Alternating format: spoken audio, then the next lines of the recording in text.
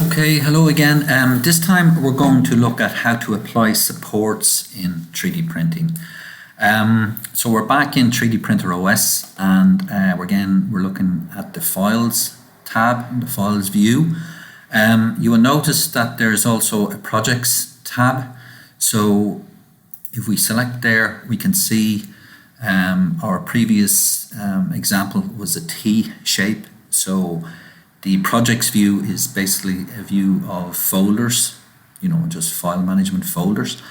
So we can see that this bottom one here is the original STL, the T shape. The next file would be the layout, where we orientated the part on the print bed. And then this final file would be the G code. So if it was a case that I wanted to print, that part again, I can just go in here and just select print, and we can repeat the print. Okay, so what I'm going to do is we don't need to upload the T shape again, but I'm just going to go straight to the layout view. Okay, and we can see our T shape sitting nicely on the bed there.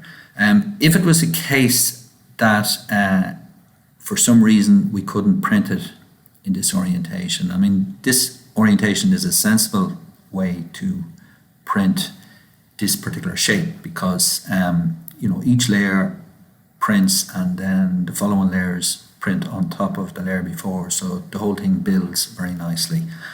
But if it was a case that this T was orientated vertically, we can apply support, okay, to get around the limitations of printing.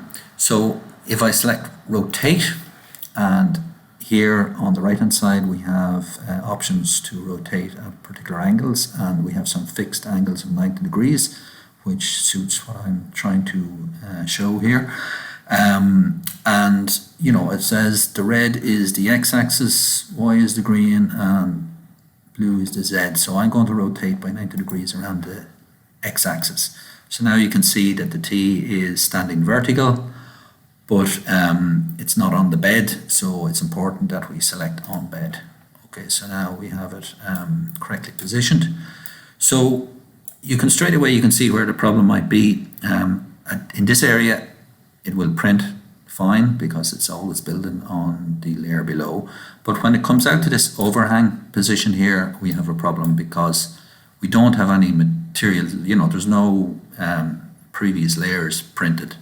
So what would happen is the head of the extruder would move out there and it would extrude filament, and the filament will just hang down and the whole thing will get very messy looking.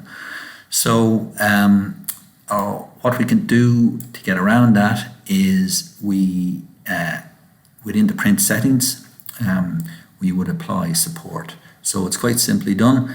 We just go to slice, and here with the print settings that we have, again, we just accept and defaults, but we just need to click on this checkbox, and if we go slice and preview, we will see the part. It will generate there in a couple of minutes.